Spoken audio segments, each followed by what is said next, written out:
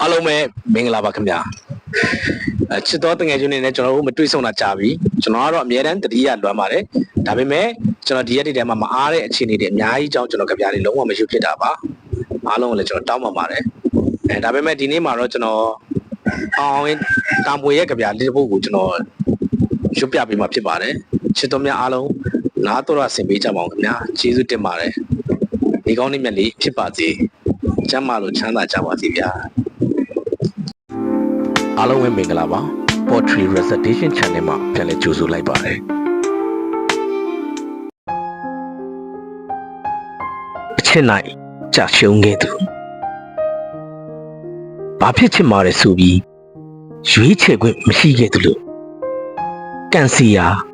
အလိုက်တဲ့မျောနေရတာပါကိုယ်စာမျက်နှာတွေကို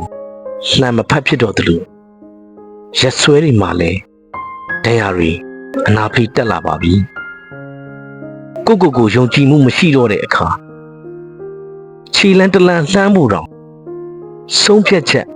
မချနိုင်တော့ဘူးအကြည့်တွေအောက်မှာတည်ခဲ့တယ်လို့ဂရီးတွေအောက်မှာလဲတည်ခဲ့တာပဲအတွေးတွေမှာပြက်ပြေစားပြုတ်လာတဲ့ပုံရိပ်လေးကြီးဘာငွေကြေးမှမရှိတယ်လို့ဘာကုန်ဒရက်မှမရှိပါဘူး